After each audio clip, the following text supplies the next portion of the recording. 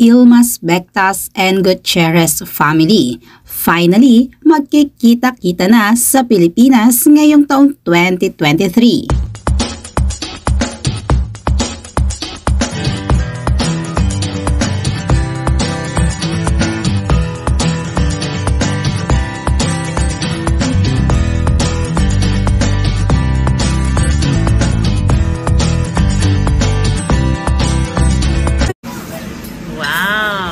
Mommy, have some steak. Mom? Bago ibinahagi ni Rufa Gutierrez ang magandang balita tungkol kay Ilmas Bectas, ay kumain muna sila sa Rockwell kasama ang kanyang mommy and daddy na sina Annabel at Eddie Gutierrez. Alam mo, Rufa, temptation ka talaga sa akin. Bawal sa akin yan. Bakit? Bawal sa akin yan, Rufa. Ang steak? Bawal sa lahat.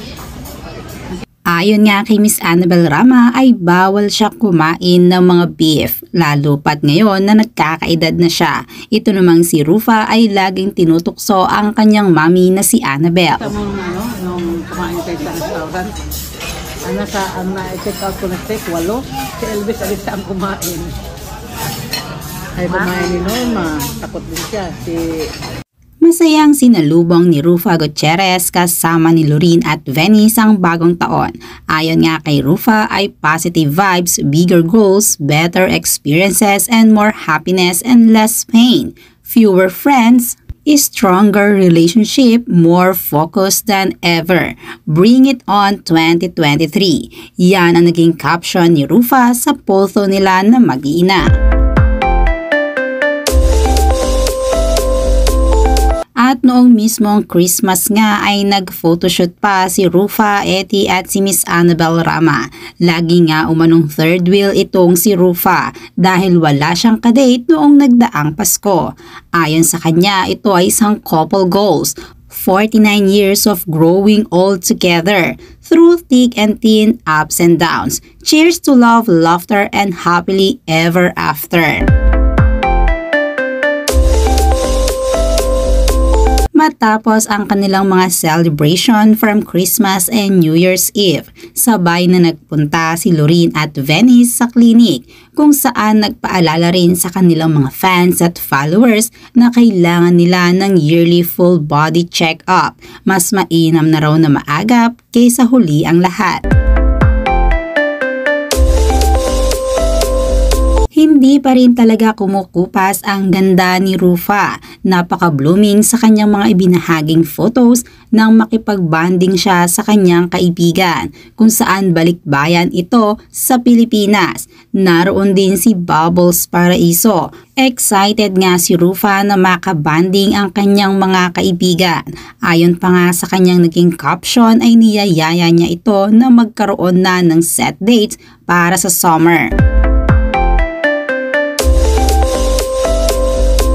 Definitely sexy in pink naman si Lorene Bectas na kasama ang kanyang bunsong kapatid na si Venice. Nakipag-banding sila sa kanilang mga kaibigan.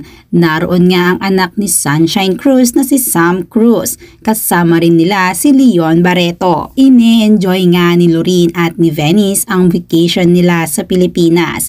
Dahil ilang araw na lamang ay babalik na silang dalawa sa Amerika dahil doon sila nag-aaral.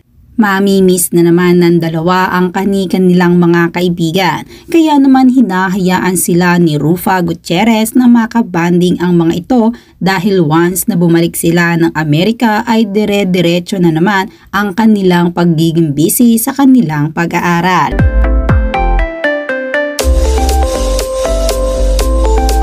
Kamustahin naman natin ang ate ni Lorene at ni Venice, si Ilmas Bectas. Sa kasalukuyan ay nasa Paris, France ito at bumibisita sa iba't ibang art galleries. Mahilig talaga si Ilmas sa mga arts at sa mga galleries exhibition, kaya naman ibinabahagi rin niya ito sa kanyang social media accounts. Bukod sa pagpunta sa mga art galleries dahil sa kanyang trabaho ay ine-enjoy din ni Ilmas ang mga tourist spot sa Paris, France. Ilan nga sa mga kuha sa kanyang personal account ay ibinahagi niya sa social media. Ilan din sa mga masasarap na pagkain ay ibinabahagi niya sa kanyang mga followers. tila talagang nag-e-enjoy si Ilknaz sa pagpunta niya sa Paris. Nakakamangha nga ang mga art galleries na pinupuntahan ni Ilknaz Bektas. Tila hindi ito basta-basta at kailangan pa ng imbitasyon upang ikaw ay makapasok sa art galleries.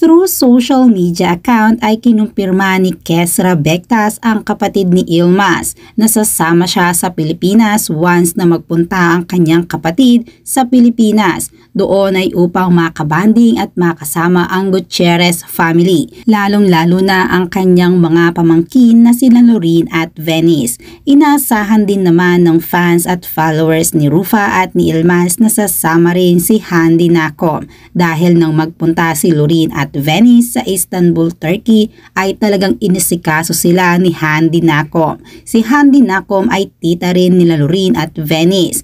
Excited na nga ang lahat lalo na si Kesra na makapunta ng Pilipinas at doon makapag-tour kasama ang kanyang kapatid na si Ilmaz, si Rufa at ang kanyang mga pamangkin na sina Loreen at Venice. Ayon nga mismo kay Rufa, nakatanggap siya ng tawag mula kay Ilmaz Bektas na halos tumagal ito ng mahigit 10 minuto. Ayon kay Rufa ay nais magpunta ni Ilmaz Bektas ngayong 2023 sa Pilipinas. Nakapagbiro pa nga itong si Rufa kung saan nga ba niya dapat dalhin ang kanyang ex-husband na si Ilmaz. Ngunit sa huli ay tila nagbibiro lamang si Rufa at nang nais niyang sabihin ay si Loreen at si Venice ang mag-iilibot sa kanilang baba na si Ilmaz Bektas sa Pilipinas.